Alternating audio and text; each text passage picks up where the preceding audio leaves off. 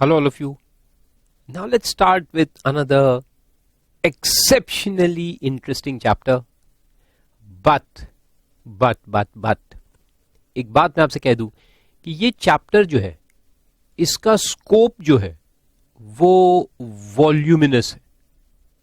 यहां जो अपन पढ़ेंगे इसके बारे में आपको मैं बेसिक्स तो पहले समझा दूंगा. बेप्स जैसा आप देख सकते हैं, base erosion and profit shifting, ये हमने पहले भी लेक्चर्स में कई बार डिस्कस किया है कि बेस इरोजन क्या होता है कि जब एक पर्सन, अच्छा चलो मैं इसका डिटेल तो मैं आपको फिर समझाता हूं, लेकिन पहले बता दूं कि ये जो हम देखने वाले हैं, ओईसीडी ने जो कमिटीज बिठाई है बेप्स के ऊपर उसको रोकने के लिए, तो उन्होंने कुछ सजेशंस दिए.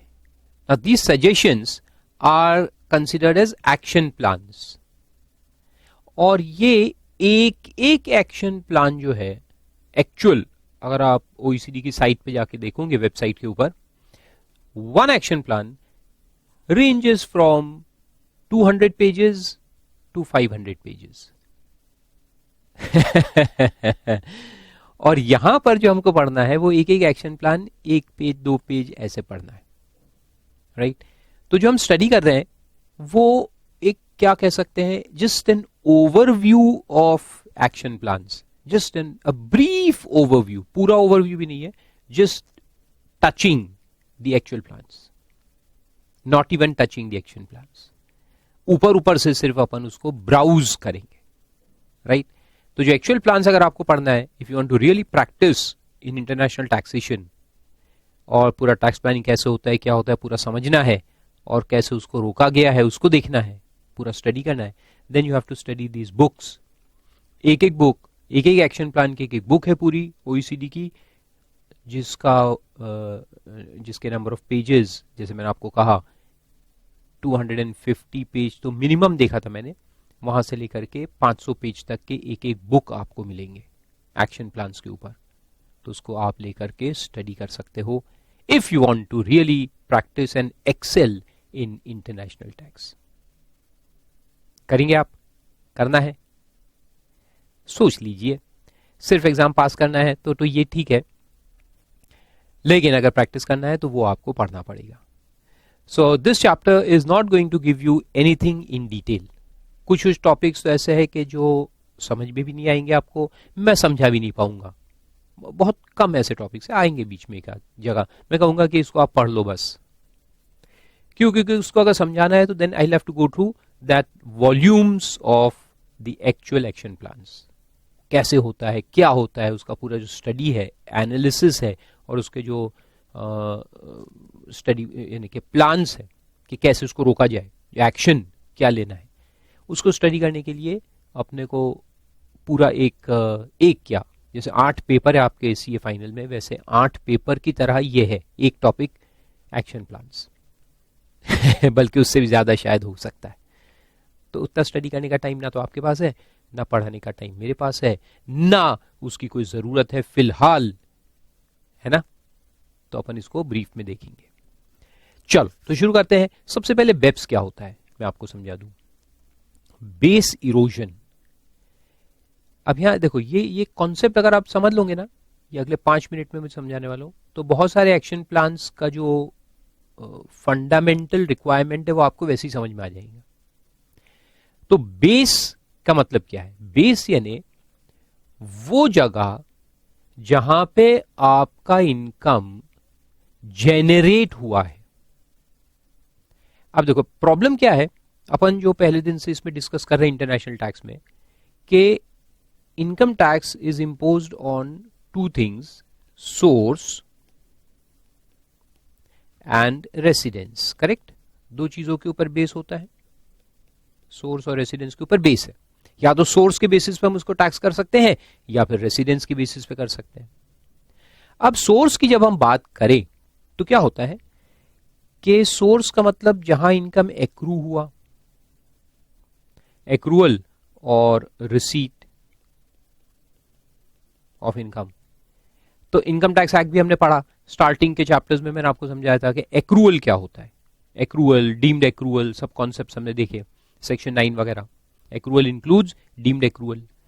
लेकिन ये एक्रूअल जो वर्ड है इसका मतलब जहां पे इनकम अराइज होती है, where the income arises, correct. अब देखो क्या होता है, प्रॉब्लम कहां से स्टार्ट होता है कि आपकी इनकम अराइज हो रही है, लेकिन जो एक्टिविटीज होती है इनकम को अराइज करने के लिए, जो काम करना पड़ता है, जो एक्टिविटीज आप कंडक्ट करते हो, वो बहुत सारी नॉन रेवेन्यू एक्टिविटीज होती है। यानी वो एक्टिविटीज से कोई इनकम जनरेट नहीं हो रही, अराइज नहीं हो रही, एक्रू नहीं हो रही, but then there is an activity which results in revenue generation, activity होती है। तो योर होल बिजनेस या आपका टोटल जो पूरा एक सोर्स ऑफ इनकम है, जिसको हम कहेंगे एक सोर्स, एक पूरा, तो उसमें नॉन रेवेन्यू जनरेटिंग एक्टिविटीज भी होती है और रेवेन्यू जनरेटिंग एक्टिविटीज भी होती है। जैसे कि अपन कहेंगे कि मैन्युफैक्चरिंग, एडमिनिस्ट्रेशन, मार्केटिंग, एचआर, ये सब कितने क्रूशियल एक्टिविटीज है ना एक बिजनेस के, लेकिन इससे कोई इनकम जनरेट होती है क्या? नहीं, इससे कोई इनकम डायरेक्टली जनरेट नहीं होती। हमने मैन्युफैक्चर किया, इनकम कहां आई? नहीं आई।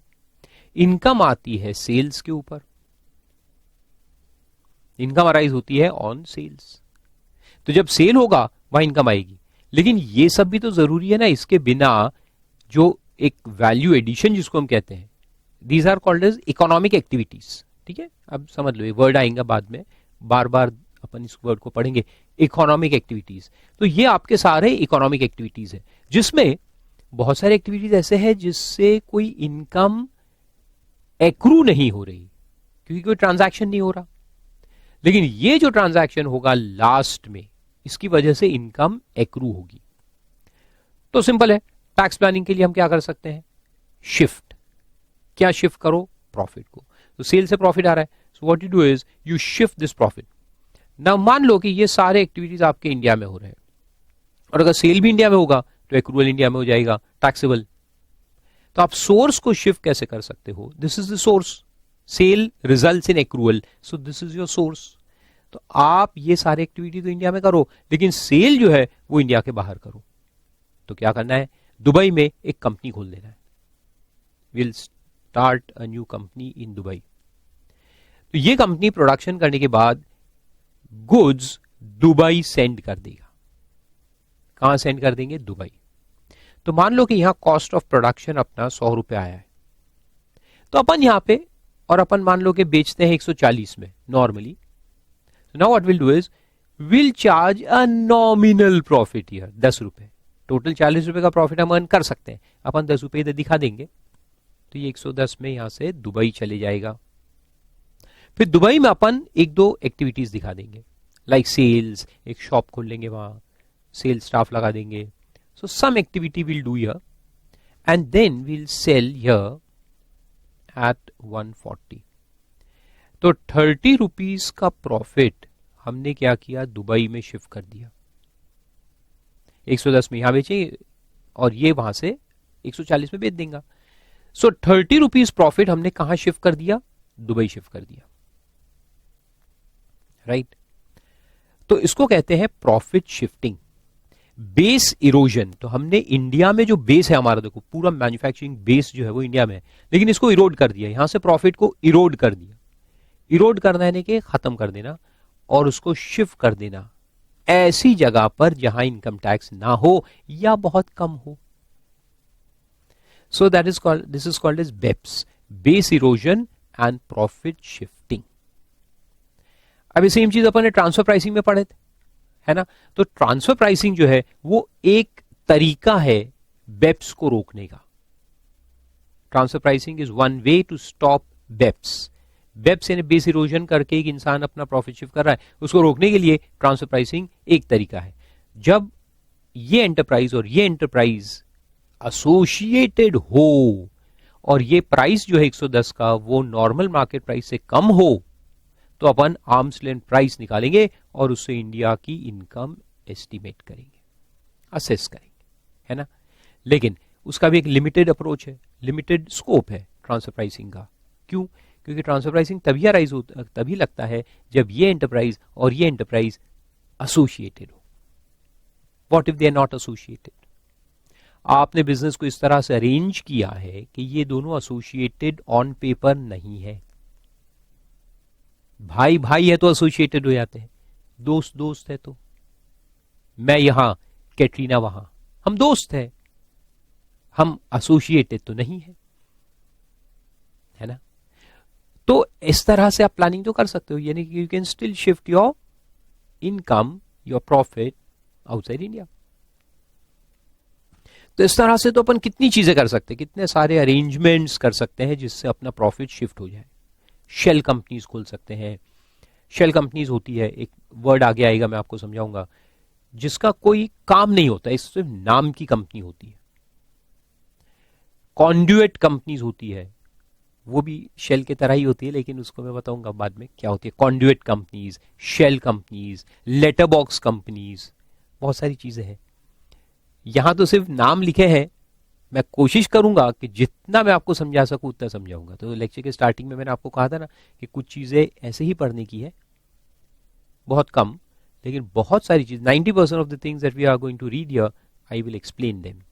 जो ऐसे पढ़ के नहीं समझ में आने वाला, आपको लिखा हुआ है सिर्फ लेटर बॉक्स कंपनी वर्ड आ जाएगा, हम सोचते ही रहोगे साले लेटर बॉक्स कंपनी क्या है, बट आई विल एक्सप्लेन। तो 90% चीजें मैं समझाऊंगा, 10% चीजें मैं कह दूंगा कि देखो इसको पढ़ के रख दो, दैट्स इट। ओके, तो समझ में आया what is BEPS? Base erosion and profit shifting. तो ये प्रॉफिट शिफ्ट करने के हजारों तरीके हैं, ये तो एक एग्जांपल दिया मैंने। There are thousands of ways in which you can shift profit. एक तो ये सेल हो गया, एक होता है इंटरेस्ट। इंटरेस्ट को यूज करके अपन प्रॉफिट शिफ्ट कर सकते हैं। हाँ, क्या करेंगे? ये अपनी एक पेरेंट कंपनी है या सब्सिडियरी है, जो भी है, एक सिस्टर कंसर्न है, ये अपने को लोन देगी और अपन उसको इंटरेस्ट पे करेंगे। तो इंडिया से अगर इनकम शिफ्ट करनी है तो क्या करो, हाई इंटरेस्ट रेट उसको दे दो। हाई इंटरेस्ट रेट से पैसा दे देंगे तो इंडिया में कॉस्ट बुक हो जाएगा, प्रॉफिट शिफ्ट हो जाएगा। उल्टा करना है, पैसा बाहर से इंडिया लाना है तो उल्टा कर दो, लो रेट ऑफ इंटरेस्ट दे दो उसको, पैसा अपने आप आ जाएगा।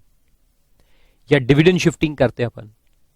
डिविडेंड शिफ्टिंग में क्या होता है कि इंडियन कंपनी डिविडेंड पे करेगी फॉरेन कंपनी को, तो इंडिया में तो एग्जेम्प्ट है, डिविडेंड इज एग्जेम्प्ट, हो सकता है यहां भी एग्जेम्प्ट हो, तो डिविडेंड को अपन शिफ्ट कर देंगे। लेकिन खैर डिस्ट्रीब्यूशन के टाइम पे डिविडेंड डिस्ट्रीब्यूशन टैक्स लगता है। या मान लो, देखो अपन, ये एग्जांपल है, अपन ने इनकम यहां शिफ्ट कर दिया दुबई कंपनी को, अब दुबई कंपनी का शेयर होल्डर अपन ही रहेंगे, पैसा वापस भी तो लाना है ना, ये जो प्रॉफिट शिफ्ट किया तो money has to come back, तो वापस कैसे लाएंगे? अगर दुबई कंपनी डिविडेंड देंगे अपने को तो अपनी कंपनी के हाथ में इंडिया में टैक्सेबल हो जाएगा। Dividend from foreign companies is taxable, तो अपन डिविडेंड के नाम से लेके नहीं आएंगे, अपन लोन दिखा देंगे, लोन। तो ऐसे एक अरेंजमेंट होता है, you shift your money outside India to a foreign company and then foreign company will not pay you dividend, because if it pays dividend it becomes taxable. So to avoid tax, what we'll do, we'll consider it to be loan. Loan के नाम से लेके आएंगे। अब loan के नाम से लेके आओगे तो एक सेक्शन हमने पढ़ा है, याद है आपको, 222E, याद है क्या? सेक्शन 2 क्लॉज 22 सब क्लॉज ई, डिविडेंड की डेफिनेशन में, इनकम टैक्स एक्ट में, जिसमें लिखा है कि अगर एक क्लोजली हेल्ड कंपनी, तो अगर ये क्लोजली हेल्ड कंपनी है और ये आपको अगर लोन देगा और आपके पास इस कंपनी के 10% से ज्यादा शेयर्स है, तो इस लोन को डीम्ड टू बी डिविडेंड मान लिया जाएगा। तो वो एक तरीका है बेप्स को रोकने का। समझ में आ रहे कितने सेक्शंस अपन पढ़ चुके इनकम टैक्स एक्ट के अंदर, लेकिन शायद आपको उस वक्त समझ में नहीं आया होगा कि ये क्यों ये सेक्शंस लग रहे हैं, शायद अब समझ में आए। ये सब बेप्स को रोकने के लिए हमने बहुत बहुत टाइम मैंने आपसे डिस्कस किया था ना, transfer of income, shifting of income जो होता है, दैट इज बेप्स। तो उसको रोकने के बहुत सारे तरीके हैं एक्ट के अंदर, ऑलरेडी सेक्शंस इनकॉर्पोरेटेड है, तो उसको डोमेस्टिक एक्शंस कहते हैं। यानी एक कंट्री अपने डोमेस्टिक लॉ में एक्शन जो लेता है उसको डोमेस्टिक एक्शन कहते हैं। तो यहां अपन दोनों चीज पढ़ेंगे, डोमेस्टिक में क्या करना है और इंटरनेशनल जो ट्रीटीज होती है तो उसके थ्रू कैसे बेप्स को रोका जाएगा। तो वैसे ट्रीटीज तो एंटी अवॉइडेंस के लिए होती है, लेकिन ये बात भी मैंने आपको पहले समझाई थी, देयर आर टू पर्पसेस, एक एंटी अवॉइडेंस है, इंटरनेशनल लॉ के दो चीजें हैं, एक एंटी अवॉइडेंस और एक डबल टैक्सेशन को रोकने के लिए। तो अभी जो हम पढ़ने वाले हैं वो एंटी अवॉइडेंस के, अवॉइडेंस को रोका जाए, टैक्स अवॉइडेंस को रोका जाए थ्रू ट्रीटीज। यानी एक आदमी आपका भी बेनिफिट लेगा और हमारा भी बेनिफिट लेगा, तुम्हारी कंट्री को भी उल्लू बनाएंगे और हमारी कंट्री को भी उल्लू बनाएंगा, ऐसे लोगों को पकड़ना, तो वो अपन अभी स्टडी करेंगे। और अभी तक हमने क्या स्टडी किया, डबल टैक्स को कैसे रोकना, दोनों कंट्री टैक्स ना कर दे ये भी अपने को देखना है, और दोनों कंट्री टैक्स ना करे ऐसा भी नहीं होना चाहिए। दोनों कंट्री टैक्स कर दे ये भी नहीं होना चाहिए, और दोनों कंट्री ना करे ऐसा भी नहीं होना चाहिए। तो ये एक बहुत बड़ा मिक्स होता है, एक what we can say there are two sides of the same coin but they have to be incorporated in the treaties, ताकि कोई आदमी दो बार भी टैक्स ना पे करे और दो बार बच भी ना जाए। डबल नॉन टैक्सेशन, तो double taxation and double non taxation दोनों चीज नहीं होनी चाहिए। तो चलो ऐसे मैं बोलते रहूंगा तो खत्म ही नहीं होगा, तो लेट्स स्टार्ट द चैप्टर। क्योंकि ये चैप्टर का स्कोप मैंने कहा ना वाइड, इतना वाइड है कि अनएंडिंग है, मैं 8 महीने भी पढ़ाऊंगा तो भी कम है। So let's start. अपने को एग्जाम पॉइंट ऑफ व्यू से थोड़ा सा देखना है इसको, and not very practical point of view. So let's see.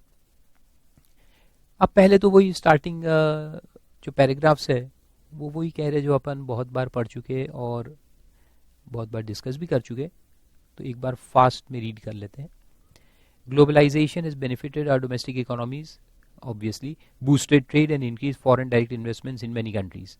The unrestricted movement of capital and labor, the shift of manufacturing bases from high cost to low cost locations, जैसे पूरे US companies, Japanese companies सब China shift हो गए, India shift हो गए for the manufacturing operations, mainly China, Taiwan, Indonesia, ये सब जगह पे उन्होंने फैक्ट्रीज डाल दी है यूएस से हटा करके, क्योंकि यूएस में क्या है, कॉस्ट ज्यादा है, चाइना में कॉस्ट कम है।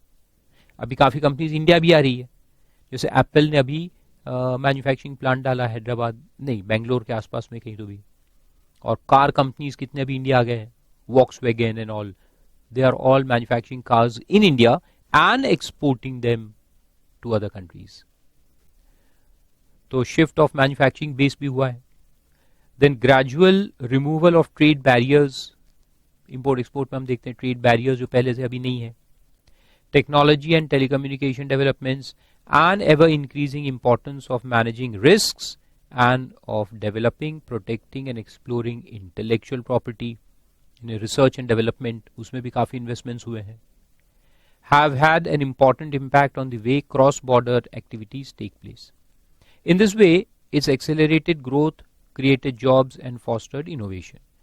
Globalization is not new, but the pace of integration of national economies and markets has increased substantially in recent years. It has a significant impact on countries' corporate income tax regimes. फिर e commerce, तो physical trade तो बढ़ ही गया है, e commerce भी अपना छाप छोड़ रहा है, आजकल सब कुछ ई कॉमर्स पे आ रहा है। तो लिखा है, way back in 1920s the League of Nations recognized that the interaction of domestic tax systems can lead to double taxation with adverse effects on growth and global prosperity. Globally, countries conquer on the need to eliminate double taxation and the need to achieve this on the basis of accepted international laws, जो हमने पहले भी पढ़े पिछले chapters में, that are clear and predictable, giving certainty to both governments and businesses. International tax law is therefore a pillar in facilitating the development of global economy. With the economy, the enterprises also became more globally integrated. Multinational enterprises, MNEs कहेंगे हम उनको, now represent a significant proportion of global GDP. Multinational enterprises यानी जिनके अलग अलग company, subsidiaries, sister concerns पूरे world में situated है। फर्दर इंट्रा फर्म यानी अपने ही एक एंटरप्राइज का अपने ही दूसरे एंटरप्राइज से जो बिजनेस होता है, इंट्रा फर्म बिजनेस जो है वो भी ग्रो हो रहा है। Of a growing proportion of overall trade, also the increasing significance of the service component of the economy. आजकल सर्विसेज का जो रोल है, पहले क्या था कि गुड्स का रोल ज्यादा था, आजकल सर्विसेज है। इसीलिए 1994 में इंडिया ने सर्विस टैक्स भी इंपोज किया, क्योंकि सर्विसेज का जो इकोनॉमी में अभी रोल है वो काफी ज्यादा हो गया है। यानी मैन्युफैक्चरिंग और सर्विस एक जितने हैं, बल्कि मैं तो कहता हूं सर्विस का ज्यादा रोल है इकोनॉमी के अंदर। More GDP is contributed by services as compare to goods. And of digital products, क्योंकि सर्विस में डिजिटल प्रोडक्ट लाना बहुत आसान है, गुड्स में भी आ गया है, आजकल हम देखते हैं ऑनलाइन ट्रेडिंग होता है सब, लेकिन सर्विसेज को तो लाना और आसान है ना। It's quite simple. You just go online and give service to anyone. Which are deliverable over internet has made it much easier for businesses to locate. अब देखो इससे फायदा क्या होता है, ई कॉमर्स से फायदा क्या है, जैसे मैंने आपको पिछले चैप्टर्स में बताया कि फारूक जाके दुबई में बैठ जाएगा और वहां से लेक्चर्स में अपलोड कर दूंगा ऑन दी क्लाउड, और आपको कहूंगा आप क्लाउड से डाउनलोड कर लो और पढ़ाई कर लो। तो मेरा तो फुटप्रिंट इंडिया से हट गया ना totally. I am not in India any more physically. मेरा बिजनेस भी नहीं है, नाम भी नहीं है, कुछ भी नहीं है, मैं क्लाउड पे हूं। Farooq teachers from the cloud. कहीं से भी आप देख सकते हैं मेरे लेक्चर्स वर्ल्ड वाइड, कहीं भी बैठ के। तो इससे क्या होता है कि shifting of base has become very easier, है ना। फिजिकल में क्या है, शिफ्टिंग करना थोड़ा डिफिकल्ट है, लेकिन फिजिकल यानी कि मैं क्लास अगर बाहर शिफ्ट कर दूं दुबई में, तो आपको भी दुबई आना पड़ेगा पढ़ने के लिए, विच इज डिफिकल्ट। लेकिन ई कॉमर्स आने के बाद it has become very simple to shift your base. तुम्हारा लिखा है it has made it much easier for businesses to locate many productive activities in geographical locations that are distant from the physical location of their customers. आप मेरे customer, आप कहां बैठे हो, दिल्ली में, बेंगलोर में, हैदराबाद में, अहमदाबाद में, और मैं कहां बैठा हूं, दुबई में। These developments have been accompanied by increasing sophistication of tax planners, chartered accountants, in identifying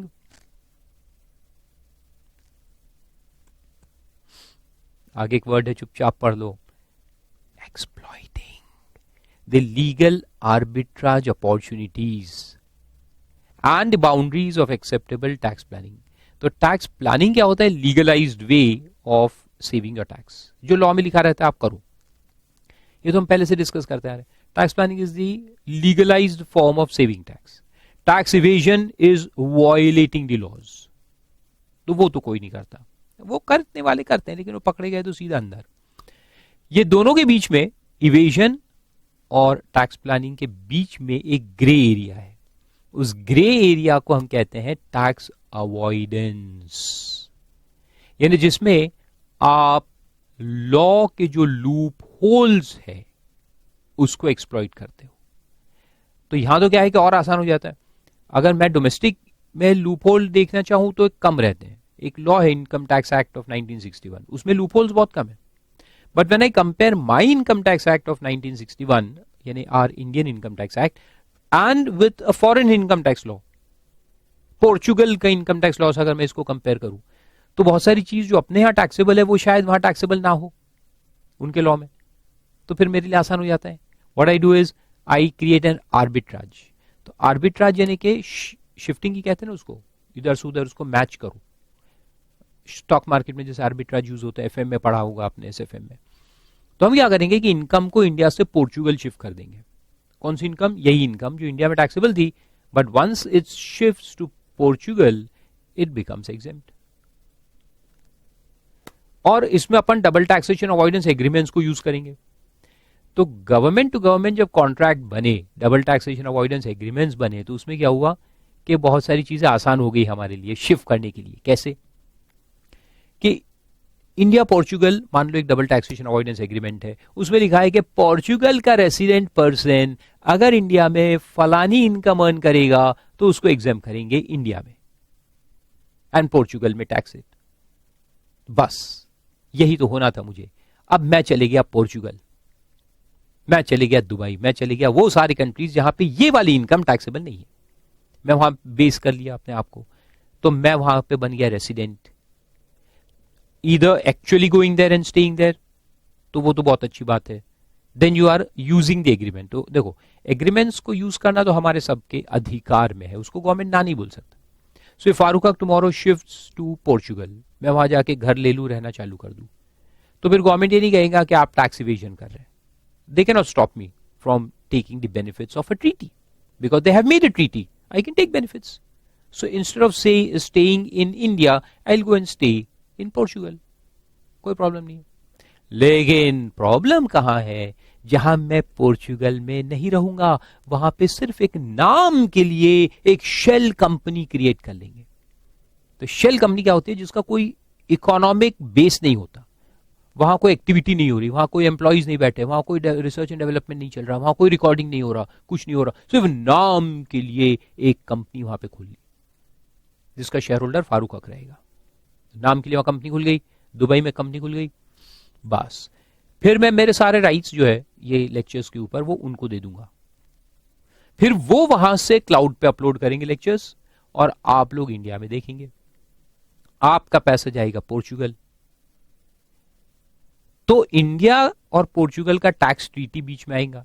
tax treaty ये कहता है कि पोर्चुगल का रेसिडेंट इंडिया में अगर पैसा कमाएगा तो नॉट टैक्सेबल, तो इंडिया में हो गया एग्जेम्प्ट, पैसा चले गया पोर्चुगल। पोर्चुगल के लॉ के हिसाब से ये इनकम वहां टैक्सेबल है ही नहीं, तो इंडिया में भी बच गया, वहां भी बच गया, तो इसको कहते हैं डबल नॉन टैक्सेशन। तो इस तरह से अपन ये टैक्स प्लानिंग करते हैं, आर्बिट्राज, इसकी ट्रीटी उसकी ट्रीटी, उससे तीसरी ट्रीटी चौथी, तो इतना आसान एक से दूसरा ही नहीं होता। कंपनीज क्या करते हैं कि 8-10 कंट्रीज में बिजनेसेस स्टार्ट करते हैं, तो इसका ट्रीटी उसके साथ क्या है, उसके हिसाब से इनकम को वहां शिफ्ट करो, फिर अगर वहां भी टैक्स होने वाला है तो उसको वापस से एक तीसरी कंट्री में शिफ्ट कर दो, वो एग्रीमेंट उसके एक कंपनी वहां खोल लो, तो second country company will contract with third country की कंपनी फोर्थ कंट्री से कॉन्ट्रैक्ट करेगी, वो वहां से फिफ्थ, वहां से सिक्स, ऐसे गोल गोल घुमाते हैं, एंड बिलियंस ऑफ डॉलर्स का जो इनकम होता है उसको गायब कर देते हैं। Ultimately it is not tax anywhere in the world. ऐसा चल रहा है, इट्स अ ह्यूज बिजनेस। इसलिए मैं कहता हूं ना कि आपको प्लानिंग अगर करना है, इसलिए इस चैप्टर के स्टार्टिंग में मैंने आपको बताया था एक बहुत बड़ा अपॉर्चुनिटी है आप लोगों के लिए to create your practice in international taxation, है ना। और अगर जब करोगे तो मेरे से कंसल्ट कर लेना, तो ये बेब्स वगैरह कैसे है क्या है मैं आपको सब बताऊंगा, तो पढ़ने का, एक्सपर्टिज्म लेने का और फिर चालू करने का। It's a huge practice, I am telling you. आप सब यंग चार्टर्ड अकाउंटेंट्स जो है, आपने इस चीज सोचनी चाहिए। कौन कहता है अपॉर्चुनिटीज नहीं है, there is mine of opportunities. सिर्फ यह है कि आप कितना रिसर्च करना चाहते हैं और कितना एक्सपर्टाइज करना चाहते हैं, ये आपके ऊपर है। तो देखो, tax planners, sophisticated tax planning in identifying and exploiting the legal arbitrage opportunities and the boundaries of acceptable tax planning, thus encouraging MNEs to minimize their tax burden by resorting to aggressive tax planning. तो MNEs जो है ये aggressive tax planning करते हैं, और e commerce आने के बाद ये बहुत आसान हो गया है। फिर देखो, एडवर्स इफेक्ट्स ऑफ बेप्स। तो बेप्स का मतलब समझ में आ गया, बेस को शिफ्ट कर देना, साथ में प्रॉफिट भी शिफ्ट कर देना। तो जो तुम्हारा एक्चुअल बेस एक कंट्री में था उसको तुमने इरोड कर दिया और पूरा प्रॉफिट वहां से दूसरी कंट्री में शिफ्ट कर दिया। So see, base erosion and profit shifting refers to tax planning strategies that exploit gaps and mismatches in tax rules. Very important point, जैसे मैंने आपका एग्जांपल लिया ना, ये पूरा फंडा जो है टैक्स प्लानिंग का, ये अराइज कहां से हो रहा है, just because our income tax law and the income tax law of that country doesn't match. There are mismatches. जो चीज हमारे यहां टैक्सेबल है वो वहां एग्जेम्प्ट होती है, बस यही तो चाहिए था आपको। अब इनकम को वहां शिफ्ट कर दो and claim the exemption. Source को शिफ्ट कर दो, रेसिडेंस को शिफ्ट कर दो, डबल टैक्सेशन अवॉइडेंस एग्रीमेंट को देखते हुए कि क्या करेंगे तो इनकम एग्जेम्प्ट हो जाएगी, और वो कर डालो। So on paper you are following the law, on paper आप बिल्कुल गलत नहीं है, लेकिन इंटेंशनली गलत है, आपका इंटेंशन सही नहीं था, नीयत खराब है, लेकिन ऑन पेपर जो फिजिकल एक्टिविटी है वो बिल्कुल सही है लॉ के हिसाब से। अब इसको रोकना गवर्नमेंट के लिए बड़ा मुश्किल काम होता है। So the only way they can do it is change the treaties, change the laws, और वही ये बेप्स एक्शन प्लान्स जो है ये वही कहते हैं, where and how to change the laws, where and how to change the treaties to catch these loopholes, plug the loopholes. तो लूप होल्स क्या है? Mismatch of laws. तो देखो इसमें लिखा है tax planning strategies that exploit gaps and mismatches in tax rules to make profits disappear for tax purposes or to shift profits to locations where there is little or no real activity but the taxes are low. देखो ऐसी country में हम shift कर देंगे profit को on paper जहां हमारे कोई एक्टिविटी नहीं है, लेकिन प्रॉफिट उधर दिखेगा, उस कंपनी के नाम पे प्रॉफिट बुक होगा जहां एक्टिविटी जीरो है, और जिस कंट्री में एक्टिविटीज है भर भर के वहां प्रॉफिट मिनिमल दिखाएंगे, थोड़ा सा, resulting in little or no overall corporate tax being paid. पूरे हर जगह अपन बच जाएंगे। This has become a critical issue since governments have to cope with less revenue and higher cost of insuring compliance. ये तो गवर्नमेंट का tax recovery कम होता है और कंप्लायंस में पैसा ज्यादा खर्च होता है, रेड मारो, ये चेक करो, वो चेक करो, कंप्लायंस का कॉस्ट बढ़ जाता है। Moreover, BEPS undermines the integrity of the tax system, as reporting low corporate taxes is considered to be unfair. ये गलत है ना, आपने प्रॉफिट इधर कमाए लेकिन ऑन पेपर शिफ्ट कर दिए, तो इकोनॉमिक एक्टिविटी भी नहीं दिख रही, अपना जीडीपी भी कम दिखेगा इंडिया का, वो भी नुकसान है, कंप्लीट इकोनॉमी को नुकसान है। In developing countries, the lack of tax revenue leads to significant underfunding of public investment. क्योंकि इंडियन गवर्नमेंट को पैसा नहीं मिल रहा, तुम पैसा कमा के तुम लूट के निकल गए पैसा, ऐसा है, तुमने इंडिया को लूटा और पैसा लेके निकल गए, और इंडियन गवर्नमेंट को टैक्स पे नहीं किया, तो इंडिया में जो डेवलपमेंट होना चाहिए, पब्लिक इन्वेस्टमेंट वगैरह, वो नहीं होगा, because government will not get anything. तुमने बादाम पिस्ता उठा के लेके निकल गए और इधर पीनट्स दे दिए गवर्नमेंट को that could help foster economic growth, तो पूरा इकोनॉमिक ग्रोथ जो है अपने देश का हिल जाएगा। Further, when tax laws permit businesses to reduce their tax burden by shifting their income away from jurisdictions where income producing activities are conducted, other taxpayers, especially individual taxpayers in that jurisdiction, bear a greater share of burden. तो अगर Indian government उल्टा कर देखते हैं, अगर Indian government allow करता है आपको कि आप प्रॉफिट लेके निकल जाओ, जैसे अपन फॉरेन इन्वेस्टर्स को जब बुलाते हैं ना इंडिया, तो यही करते हैं, उनको सॉप्स देते हैं, टैक्स एग्जेम्पशंस देते हैं कि अगर फॉरेन से कोई पैसा लाके इंडिया में इन्वेस्ट करेगा 10 साल का एग्जेम्पशन स्कीम, क्योंकि हम उस वक्त ये सोच रहे कि भाई पैसा आएगा, ठीक है पैसा आया, आदमी पैसा लाया, उसने इन्वेस्ट किया, लेकिन प्रॉफिट तो लेके भाग गया ना, तो इंडियन गवर्नमेंट को क्या मिला उससे? कुछ भी नहीं, एक्सेप्ट के थोड़ा बहुत एम्प्लॉयमेंट क्रिएट हुआ इंडिया में, बाकी तो कुछ नहीं आया हाथ में। तो फिर इंडियन गवर्नमेंट को जो टैक्स चाहिए सरकार चलाने के लिए, देश चलाने के लिए, वो कहां से वसूल करेंगे? यहां के लोगों से वसूल करेंगे। बेचारे जो इंडिविजुअल्स है, कॉर्पोरेट वाले तो निकल गए, फिर जो इंडिविजुअल बच गए इधर, फारूक हक जैसे रेसिडेंट लोग यहाँ इतनी मेहनत करके पैसा कमाते हैं बेचारे, उनके ऊपर ज्यादा बर्डन आ जाएगा। 40% टैक्स भरो, 50% टैक्स भरो, तो टैक्स हम भरेंगे और वो लोग आएंगे, इकोनॉमिक डेवलपमेंट करेंगे, लूट के पैसा निकल जाएंगे। गलत बात, सरासर गलत बात। So this gives rise to tax fairness issues. हम लोग चिल्लाएंगे देश के नागरिक कि भैया ये फेयर नहीं है, हम ज्यादा टैक्स भर रहे हैं और वो आदमी वहां से आके पैसे इन्वेस्ट करके वापस लेके भाग जा रहा है, वो टैक्स पे नहीं कर रहा, तो उसका बर्डन हमारे ऊपर आ रहा है। On account of individuals having to bear a higher tax burden. Also, enterprises that operate only in domestic markets, यानी जो सिर्फ अपने इंडिया में ऑपरेट कर रहे हैं, जैसे फारूक का क्लासेस बेचारा इंडिया में ऑपरेट कर रहा है, including family owned businesses or new innovative businesses, may have difficulty competing with MNEs, क्योंकि MNE तो आ रहा है विदाउट टैक्स, वो काम कर रहा है, तो उसका कॉस्ट बर्डन कितना कम हो गया, और हमको यहाँ 30-35% टैक्स भरना पड़ रहा है।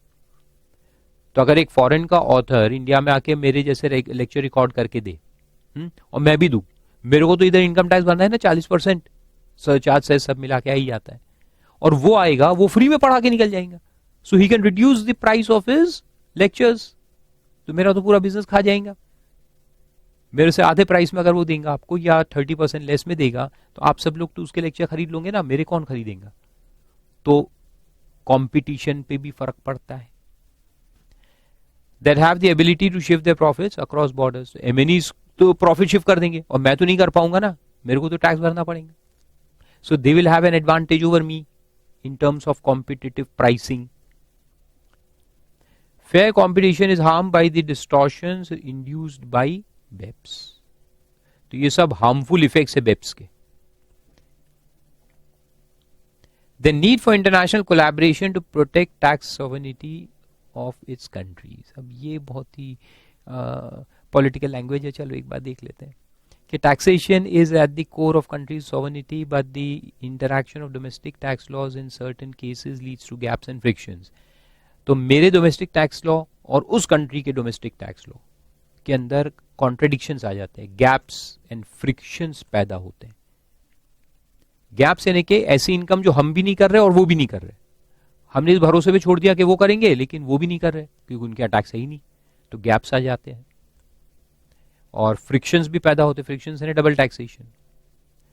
While developing their domestic tax laws, sovereign states यानी हर कंट्री का जो सॉवरेन स्टेट होता है, may not adequately take into consideration the effect of other countries' laws. Obviously, अपने यहाँ इनकम टैक्स एक्ट बनाना है तो क्या अपन दुनिया के इनकम टैक्स एक्ट पढ़ेंगे क्या?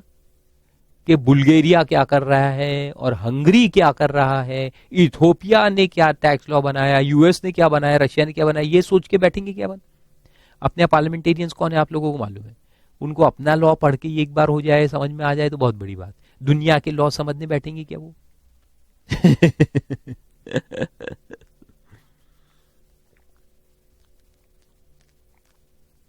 Not possible. So, while developing their domestic tax laws, sovereign states may not adequately take into consideration the effect of other countries' laws. The interaction of separate sets of laws enforced by sovereign countries causes frictions, including potential double taxation for corporations operating in many countries. तो double, एक तरफ तो double taxation हो रहा है और एक तरफ गैप भी होता है। तो फ्रिक्शन यानी डबल टैक्सेशन, गैप्स यानी डबल नॉन टैक्सेशन। हमने भी छोड़ दिया, वो भी छोड़ देंगे। It also causes gaps in cases where corporate income is untaxed both in the country of source as well as in the country of residence or is taxed only at nominal rates. In the domestic context, coherence is generally achieved through principle of matching. देखो, इन दी domestic context यानी India के ही context में अगर देखे कि pair भी India का है, रिसीवर भी इंडिया का है, आपने मेरे को फीस दिया, तो आपने जब पैसा कमाए तो आपने टैक्स भरा। अब आपका खर्चा मेरा इनकम, तो मेरे हाथ में वापस से टैक्स करेंगे because it is my income. तो आपके पिताजी ने जैसे पैसे कमाए या आपने खुद ने कमाए, I don't know who is paying for my fees, so that person who earns is taxed. Now you are paying it to me, so I will also be taxed. I will go and expend in some restaurant, the restaurant will be taxed. Restaurant will buy fruits and other things from the vegetable vendor, he will be taxed. तो जितने बार cycle में पैसा move होता है तो उसको tax करते हैं। अब ये लोकल लॉज में तो क्या है कि उसको साइकिल को देखना आसान है और उसको पकड़ना भी आसान है, तो वो लिखा है कि लोकल लॉज में तो ये कवर होता है। Coherence is there is generally achieved through the principle of matching, that is a payment that is deductible by the payer is usually taxable in the hands of the recipient unless explicitly exempt. कुछ cases में exempt भी है जैसे charitable trust वगैरह, लेकिन normally taxable होता है। There is no similar principle of coherence at the international level, कि उस कंट्री के आदमी ने हमारे कंट्री के आदमी को पेमेंट किया तो उसने वहां डिडक्शन लिया क्या और यहां अपन उसको टैक्स कर रहे हैं क्या, ये कोहेरेंस है क्या? नहीं। विच leaves considerable scope for arbitrage bye tax payers. तो आर्बिट्राज यानी शिफ्टिंग। तो अब ये क्योंकि उनका और हमारा लॉ कोहेरेंस नहीं है तो अपन यहां से उधर शिफ्ट कर दो ना, इधर भी बच गए उधर भी बच गए। Through sovereign states, though sovereign states have united in to ensure coherence in a narrow field, namely to prevent double taxation, double taxation को रोकने के लिए तो एग्रीमेंट बने, लेकिन डबल नॉन टैक्सेशन को रोकने का एग्रीमेंट कहां है बताओ? है क्या कोई एग्रीमेंट्स? नहीं। तो इसीलिए ये बेप्स है। ओईसीडी ने जो इस पे इतना ध्यान दिया है ऑफ लेट पिछले इतने सालों में, तो वो इसी के लिए है कि डबल नॉन टैक्सेशन को कैसे रोका जाए। डबल टैक्सेशन को तो हम रोक रहे हैं, लेकिन डबल नॉन टैक्सेशन को कैसे खत्म किया जाए, how to stop. So BEPS relates primarily to instances where interaction of different tax rules leads to double non-taxation. BEPS का नाम ही है, BEPS यानी इस जगह से उस जगह ऐसे शिफ्ट करो कि यहां भी टैक्स नहीं और वहां भी टैक्स नहीं। So BEPS results in double non-taxation. It also relates to arrangements that achieve no or low taxation by shifting profits away from jurisdictions where the activities creating those profits take place. Activity यहां, profit वहां. International standards have tried to reduce these frictions in a manner that respects tax sovereignty. However, gaps still remain. Therefore, there is a need for countries to collaborate on tax matters so that they are able to get their due share of taxes. तो वही बोला गया last में कि collaboration is required double non taxation को रोकने के लिए। तो फिर देखो एक्शंस क्या क्या है, अपन स्टार्ट करते हैं। In the background of the above repercussions in February 2013 the OECD published a report on addressing base erosion and profit shifting, iterating the need for analyzing the issues of tax base erosion and profit shifting by global corporations. The OECD followed it up with publishing draft action plan on BEPS in July 13, which came to final fruition in October 15. October 15 में फिर जाके वो finally ये action plans बने, जो online आप जाओगे तो आपको मिलेंगे। ऑनलाइन जाओगे ना, OECD की साइट पे जाओ ऑनलाइन, अगर आपको चेक करना है, मैंने जो स्टार्टिंग में कहा था 200 पेज से लेकर के 500 पेज तक एक एक एक्शन प्लान है, तो उसकी बुक ऑनलाइन आप PDF डाउनलोड भी कर सकते हो फॉर फ्यूचर। हाँ, सीए बनने के बाद पढ़ना, अभी मत पढ़ना, don't waste time. The BEPS action plan identifies 15 actions और एक एक 300-400 पेज के एवरेज में है, to address BEPS in a comprehensive manner and sets a deadline to implement those actions. जितने कंट्रीज है OECD के, वो सब अब इसको धीरे धीरे इंप्लीमेंट करेंगे, और अपन अभी जैसे डिस्कशन करेंगे तो देखेंगे हमारे यहाँ भी काफी इंप्लीमेंटेशन हुआ, इसमें कई सारे सेक्शंस अपने इनकम टैक्स एक्ट में ऐड हुए हैं on domestic front, as well as we have modified the treaties with other countries to bring them in line with these recommendations. Now, the action plans was structured around 3 fundamental pillars, with reinforcing of substance requirement in existing international standards. तो substance over form जो अपन कहते हैं, एक बहुत बड़ा ideology है substance over form, यानी form यानी यहां पे क्या कि इनकम कहां रहा है, सेल कहां हो रहा है, वो फॉर्म हो गया। सब्सटेंस यानी कि इकोनॉमिक एक्टिविटीज, तुम्हारे इकोनॉमिक एक्टिविटीज जो है वो कहां पे हुए, तुम्हारा मैन्युफैक्चरिंग कहां हुआ, एडमिनिस्ट्रेशन कहां है, यानी जो सारी चीजें इनकम जनरेशन में हेल्प कर रही है, जिसकी वजह से इनकम आ रही है, वो सारी एक्टिविटीज कहां हुए। फारूक सर ने रिकॉर्डिंग कहां किया, वो अपना एडमिनिस्ट्रेशन कहां करते हैं, प्लानिंग कहां करते हैं, मैनेजमेंट कहां पर है, वो देखो।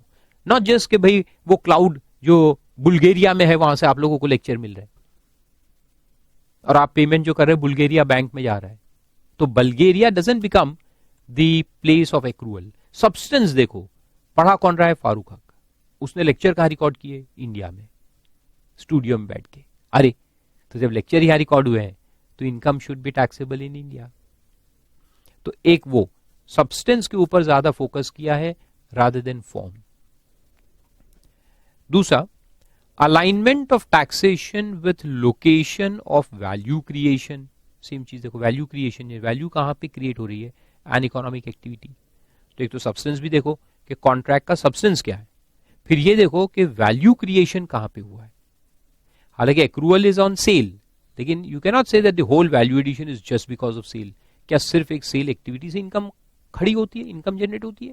नहीं, मैन्युफैक्चरिंग करना, administration, branding and so many other things, the whole business creates value. तो वो देखो कि वैल्यू क्रिएशन कहां पे हो रहा है। And involving transparency and tax certainty, तो वो तो ठीक है कि laws should be transparent, understandable and certain. An unprecedented amount of interest and participation has been witnessed by OECD with more than 60 countries, India भी है उसमें, both OECD and G20 countries being directly involved as a part of technical groups in the development of congruent international tax standards. The summary explanatory statement indicates the level of political commitment by OECD, G20 and states involved in the 2015 work to the various reports. OECD has iterated the following terms to indicate the commitment of various participant countries. और ठीक है सब। The new minimum standard, अब देखो यहाँ पे दो तीन चीजें हैं जो याद रखना है। एक तो स्टैंडर्ड्स उन्होंने बनाए मिनिमम, कि ये जो पैरामीटर्स है मिनिमम स्टैंडर्ड में जो एक्शन प्लान्स है, in certain action plans which say that this has to be done, इतना तो करना ही पड़ेगा, तो उसको मिनिमम स्टैंडर्ड कहते हैं। So every country has to do this much, compulsion है, करना ही है। फिर उसके अलावा स्टैंडर्ड्स है, यानी कि ये स्टैंडर्ड्स है, इसको आप लोग करो तो अच्छा है, इतना तो करना ही है, तो उसको मिनिमम स्टैंडर्ड कहते हैं। फिर ये देखो ये भी है, ये करो तो अच्छा है, तो हर कंट्री अपने हिसाब से फिर उसको धीरे धीरे करेंगी इंप्लीमेंट। और कुछ सजेस्टिव नेचर के हैं, तो तीन तरह के एक्शन प्लान्स, एक मिनिमम इतना तो करना ही है, एक नॉर्मल है करो तो अच्छा है, और तीसरे जो है सजेस्टिव है कि देखो करना होगा तो देख लेना, ऐसा। तो सर तीन लेवल्स पे है। तो पहला लेवल है मिनिमम, तो इसमें क्या आता है देखो, new minimum standard implies application of new rule to be implemented by all states since non-implementation may result in negative spillovers in other countries. Each of the four BEPS minimum standards are 5, 6, 13 and 14, जो अभी अपन पढ़ेंगे एक एक करके, बहुत सारे देखने अपने को, is subject to peer review in order to ensure timely and accurate implementation. Peer review भी होगा, यानी एक कंट्री देखेगा कि दूसरे कंट्री ने इंप्लीमेंट किया कि नहीं। पीयर रिव्यू होता है ना, तो इतने सारे कंट्रीज है, भाई मैं आपका चेक करूंगा किया कि नहीं, आप मेरा चेक करना, वो उसका चेक करेगा, वो उसका चेक करेगा, सब चेक करेंगे एक दूसरे का कि have they implemented these plans और not. All members of the inclusive framework on BEPS commit to implementing the minimum standards and commit to participating in peer review as well. सब implement भी करेंगे और सबने कहा कि हम पीयर रिव्यू भी करेंगे और करवाएंगे। अगर कोई भी कंट्री आके चेक करना चाहते हैं हमारे स्टैंडर्ड्स, तो we'll let them do it, we are open. Then revision of a standard which already exist. Existing standards have been updated and will be implemented, but with the caveat that all BEP participants have not endorsed. Caveat यानी with अपन कहते हैं ना, एक caveat किसको कहते हैं, हालांकि, तो इस ये भी इंप्लीमेंट करना है, हालांकि इस पे अभी कोई कंसेंसस नहीं है। ऐसा that all BEP participants have not endorsed the underlying standards on tax treaties or transfer pricing. बने हुए हैं लेकिन अभी सबने एंडोर्स करने का है, जब हो जाएगा तो then it will also become minimum, then they will be implemented. और फिर आता है बेस्ट प्रैक्टिस। तो बेस्ट प्रैक्टिस वही कि देखो ये प्रैक्टिसेस है, चलो तो अच्छा है, जैसे मैं आपको कहता हूं कि पढ़ाई करना है, ये सब्जेक्ट जो मैं आपको पढ़ा रहा हूं ये तो मिनिमम में आ गया, ये तो पढ़ना ही पढ़ना है, इसका कुछ कर नहीं सकते। लेकिन साथ साथ में जो दूसरे एडवाइस में देता हूं कि खाना किस तरह से खाओ और हेल्थ कैसे इंप्रूव करो और मेंटल हेल्थ को कैसे इंप्रूव करना चाहिए, प्राणायाम करो, योगा करो, मेडिटेशन करो, मैं बीच बीच में कहते रहता हूं, लेकिन ये कंपलसरी थोड़ी है। दे आर बेस्ट प्रैक्टिसेस, अगर करोगे तो फायदा तुमको होगा। राइटिंग प्रैक्टिस, हर बार कहते हो राइटिंग प्रैक्टिस करो, डेली 1 घंटा राइटिंग प्रैक्टिस होनी चाहिए, लेकिन करते हो क्या? नहीं ना। मानी क्या मेरी बात? नहीं ना। फेल होंगे ना तब याद आएगा, काश कर लिया होता। अभी भी कहता हूं maximum students fail because of not able to write proper in the exam, so do writing practice. Okay, तो बेस्ट प्रैक्टिस में दिया है देखो, is not a standard but optional recommendation for states to follow. Guidance based on best practices will support those countries proposing to act in the areas of mandatory disclosure initiatives or controlled foreign cooperation legislations. Example में दिया है. चलो तो अब शुरू करते हैं एक एक प्लान. वन बाय वन अपन देखेंगे.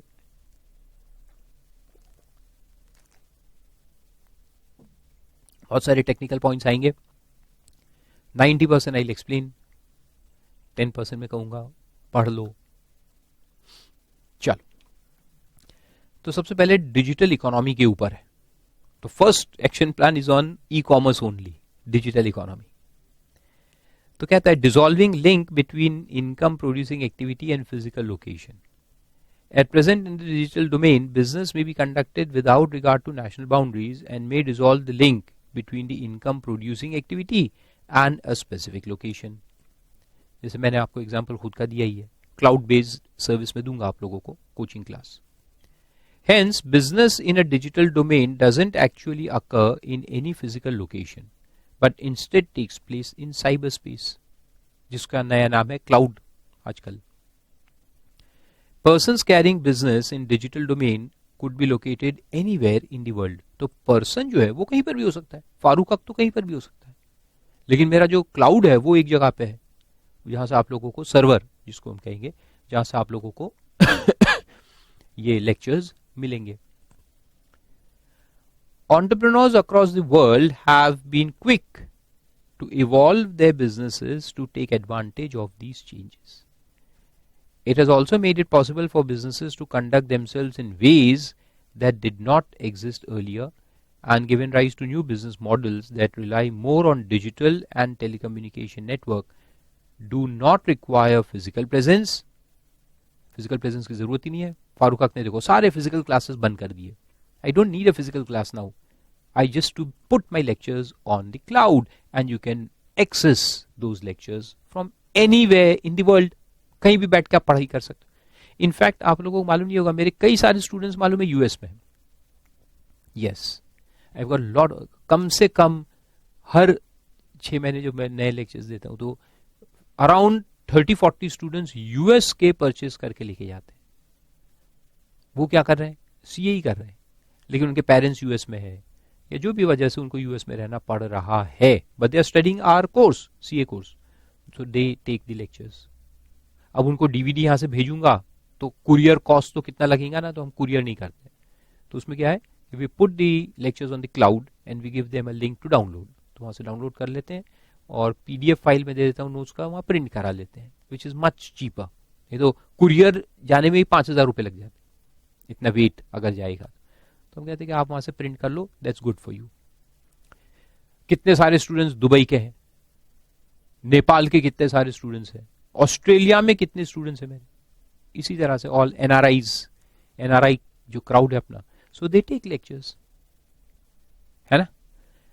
तो ये ई कॉमर्स, तो ई कॉमर्स हैज ग्रोन. मैं भी इंडिया में हूं, आप भी इंडिया में, तो हम तो है ही यहां. लेकिन अब देखो, ये पढ़ने के बाद मेरे को भी अभी बहुत सारे दिमाग में आ रहा है कि मुझे कहां शिफ्ट होना चाहिए. आप समझ रहे हैं ना. Very good. अच्छा चलो देखते हैं. So do not require physical presence and derive substantial value from data collected and transmitted from such networks. पूरा नेटवर्क बेस्ड सर्विस हो गया है. तो देखो ये लास्ट सेंटेंस फिर से पढ़ो. themselves in ways, conduct themselves in ways that did not exist earlier and gives rise to new business models that rely more on digital and telecommunication network, do not require physical presence and derive substantial value from data collected and transmitted from such networks. पूरा business data के ऊपर है. तो पूरे lectures जो हमारे हैं ये डेटा है ना, और इस डेटा के बेसिस पे मैं आपसे फीस कलेक्ट कर रहा हूं. Given the rise to e-commerce, an entire digital economy has emerged in the last decade. Since there is a concept of intangibility attached to digital model of business, tax authorities often face challenges rightly bringing to tax the profits earned from a digital business. Tax authorities को समझ में नहीं आ रहा कि इसको कहाँ tax किया जाए. मैं कहूंगा मेरा सर्वर तो रोमानिया में है और मैं खुद दुबई में बैठा हूं और मेरे स्टूडेंट्स इंडिया में. अब करो कौन टैक्स करता है मेरे को? Governments are not able to do it under the current laws. To address the same, the first action plan of BEPS project was developed by OECD, which outlines the methods and principles based on which physical and digital economies can be taxed at par. Before the same, physical locations of the servers, अब ये BEPS model आने के पहले जो अलग अलग loss थे including India, उसने कहा था कि सर्वर जहां पे होगा वहां तुम्हारी इनकम अराइज होगी. अब ये बहुत ही रूड, रादर क्रूड अंडरस्टैंडिंग था ऑफ ऑनलाइन बिजनेस के, जहां सर्वर है उसको टैक्स करो. तो सर्वर कहाँ है मेरा? रोमानिया में. उससे क्या फर्क पड़ता है? इंटरनेट में आप देखते हो सर्वर तो कहीं पर भी हो सकते हैं, उससे कोई फर्क नहीं पड़ता. I can put my lectures on a server in Romania, I can put my lectures on a server in Cuba, anywhere, कहीं पे भी रख सकता हूं. इंटरनेट से तो सब कनेक्टेड है. तो ये पुराने लॉज में सर्वर को इंपॉर्टेंस दिया जाता था. Location of servers of such digital businesses were considered to establish the tax jurisdiction. देखो टैक्स ज्यूरिसडिक्शन किस बेसिस पे निकाला जाता था? सर्वर के बेसिस पे, in which the profits of digital business could be taxed. However, it was observed that servers were therefore placed in tax efficient jurisdiction. Simple. मैं server कहां रख दूंगा? दुबई में, जहां पे टैक्स है ही नहीं. Even though the main income generation and customers were from other jurisdiction. मेरे सारे स्टूडेंट, 99% ऑफ माई स्टूडेंट्स कहां के? ये तो थोड़े बहुत एग्जाम्पल दिए मैंने फॉरेनर्स के, लेकिन 99% ऑफ स्टूडेंट्स कहां है? इंडिया में. तो मेरा पूरा क्राउड जो है स्टूडेंट का वो इंडिया में, लेकिन मेरा सर्वर कहां है? दुबई में. तो मैं तो बच गया. तो ये पुरानी बात थी. अब देखो नई बात क्या है वो देखते हैं. बेप्स क्या कहता है, ओईसीडी क्या कहता है, एक्शन प्लान क्या कहता है. These new business models have created new tax challenges. The typical taxation issues relating to e-commerce are the difficulty in characterizing the nature of payment. पहले तो नेचर कि भाई ये क्या है, क्यों पैसा गया है, किस चीज के लिए गया है, नेचर क्या है. तो अंडरलाइन करो नेचर.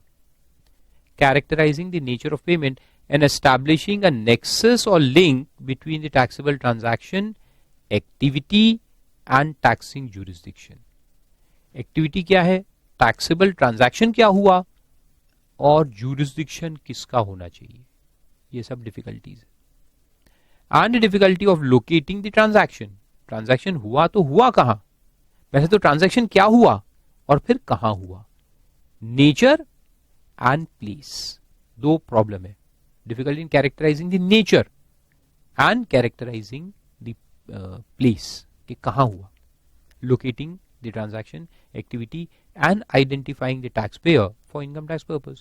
Identifying the taxpayer भी important होता है कि कौन है वो जिसको ये इनकम जा रही है. मैं तो अलग अलग शेल कंपनीज खोल सकता हूं ना. पूरे इंडिया में, पूरी दुनिया में मैंने 5 शेल कंपनीज खोल दी. शेल कंपनी आपको बेचेगी ये लेक्चर्स, लेकिन वो इनकम शेल कंपनी का थोड़ी है. वो तो सिर्फ एक ले रहा है उधर, फिर वो और किसी को ट्रांसफर करेगा, वो और किसी को करेगा, वो और किसी को करेगा, और फिर घूम के मेरे पास आएंगी in some other form, maybe as a loan, maybe as investment, maybe by some other means. तो ये सब आइडेंटिफाई करना कि अल्टीमेटली ये ओनर कौन है, टैक्स पेयर कौन होना चाहिए. बहुत सारी चीजें हैं, बहुत बहुत डेप्थ है इसके अंदर. Then digital business thus challenges physical presence based PE rules. जो पुराने permanent establishment rules थे taxability के लिए, वो पुराने हो गए, उसमें physical presence based थे. If permanent establishment principles are to remain effective in the new economy, the fundamental PE components developed for the old economy, that is place of business, location and permanency, must be reconciled with the new digital reality. सबको change करने की जरूरत है. पुराने PE rules को change करना है, क्योंकि उसमें क्या होता था कि उसमें इंटेंजिबल टेंजिबल एसेट्स में इन्वेस्टमेंट कितना है, फिर लेबर कितना एम्प्लॉय किया, कितने दिन काम कर रहे हैं, परमानेंसी, वो सब देखना पड़ता था. लेकिन डिजिटल में तो वो सब है ही नहीं, सब खत्म हो चुका है ना. तो उसको रिकंसाइल करना पड़ेगा. तो अब रिकमेंडेशन क्या है वो देखो. OECD recommendations. OECD has recommended several options to tackle with the direct tax challenges, which include modifying the existing PE rules. तो पहला तो वही है, PE rule को modify करो. To provide whether an enterprise engaged in fully dematerialized digital activities would constitute a PE if it maintained a significant digital presence in another country's economy. तो physical place अब नहीं देखेंगे, अब digital presence देखेंगे. तो ये first recommendation है कि पी रूल्स को मॉडिफाई करो और उसमें फिजिकल लोकेशन ना देख करके एम्प्लॉयज कितने हैं, एसेट में इन्वेस्टमेंट कितना है, दुकान है कि नहीं, जगह है कि नहीं, वो सब मत देखो, डिजिटल प्रेजेंस देखो. जैसे फारूक हक का डिजिटल प्रेजेंस तो इंडिया में दिखेगा ना, क्योंकि majority of the crowd, majority of the customers are based in India. So we can say Farooq classes has a digital presence in India. Hence, it has a permanent establishment in India. ऐसा. Secondly, a virtual fixed place of business PE. ये एक नया concept उसमें add करना पड़ेगा. Virtual fixed place of business permanent establishment. क्योंकि physical permanent establishment तो है ही नहीं, तो वर्चुअल एस्टैब्लिशमेंट को देखेंगे. Virtual PE will be inserted in the concept of PE. That is, creation of a PE when the enterprise maintains a website or a server on another enterprise located in a jurisdiction and carries on business through that website. अगर मैं website create करूं तो उस website को अपन virtual fix place permanent establishment कहेंगे. तो server या वेबसाइट जहां पर अपना है उसको फिक्स्ड प्लेस कहा जाएगा, P, virtual P in short. तो ऐसा नहीं है कि नए रिकमेंडेशन के हिसाब से सर्वर को टोटली निगेट कर देंगे, ऐसा नहीं है. तो एक तरफ अपन ये देखेंगे डिजिटल प्रेजेंस कहां है अपना, दूसरी तरफ ये भी देखेंगे कि सर्वर कहां है अपना. तो जहां सर्वर है उसको एक पीई का दर्जा दिया जाएगा, virtual PE. On imposition of a final withholding tax, withholding tax लगाओ जिसके अंदर अपन ने लगाया, इंडिया ने ये एक्शन अपन ने इनकॉर्पोरेट किया है ना. क्या लगाया है जो हमने पढ़ा, इक्वलाइजेशन लेवी, वो इस रिकमेंडेशन के अंदर आया है, इक्वलाइजेशन लेवी. एक विथहोल्डिंग टैक्स लगाओ.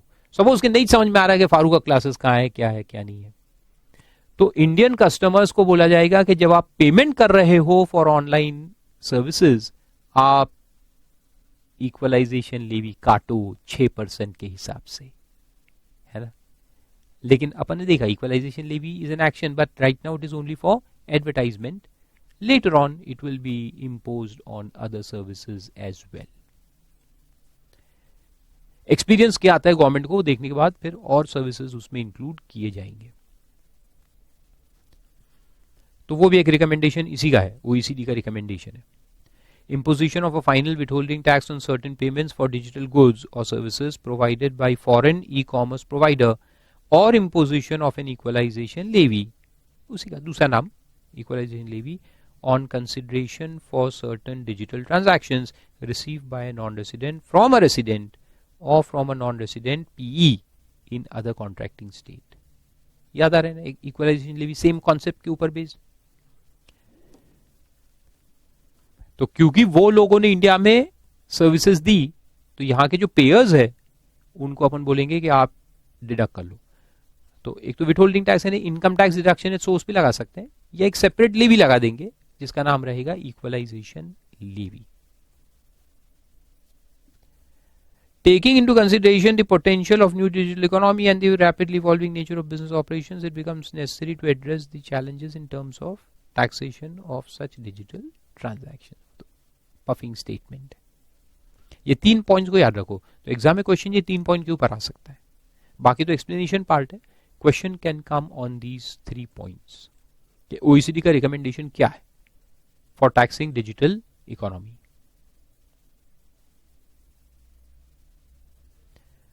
और फिर उसमें देखो वही एग्जाम्पल में दिया है, insertion of chapter 8 in finance act 2016, that is equalisation levy. तो ये तो अपन पढ़ चुके हैं, वापस से दिया है, पढ़ने की जरूरत नहीं है.